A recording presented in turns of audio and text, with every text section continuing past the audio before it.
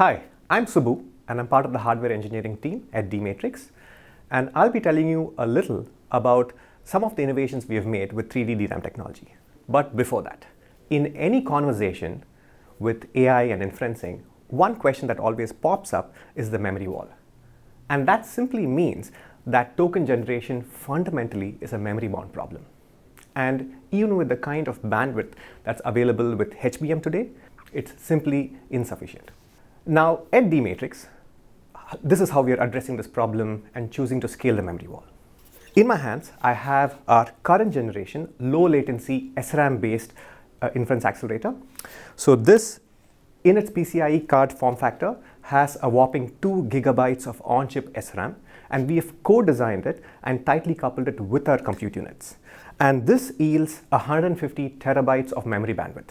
Now, it's easy to compare that with the 8 or 9 terabytes of bandwidth that's available with HBM3E and currently shipping GPUs.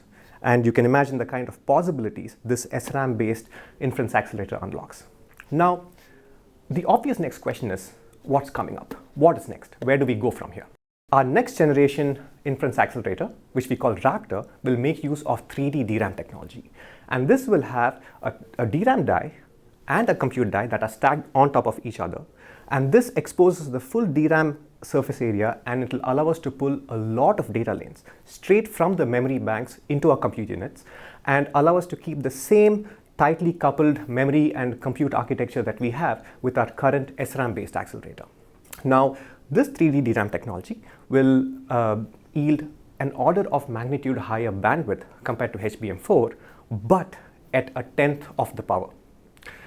Now, HBM consumes about 3 to 4 picojoules of energy, and 3D DRAM will yield 10x the bandwidth at 0.3 to 0.4 picojoules per bit.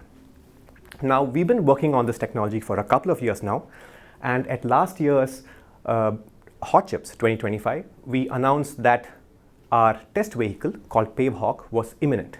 And now I'm happy to say that we have the Pavehawk chip right now in our labs.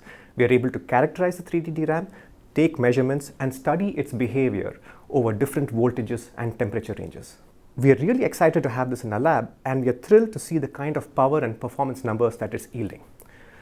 On the screen now, you see this memory in action. When we kick off a memory stress test and we light up one bank at a time, we see the current draw through the voltage rails and each bank in action. And even under a lot of stress at the high end, it consumes about 0.45 picojoules per bit of energy.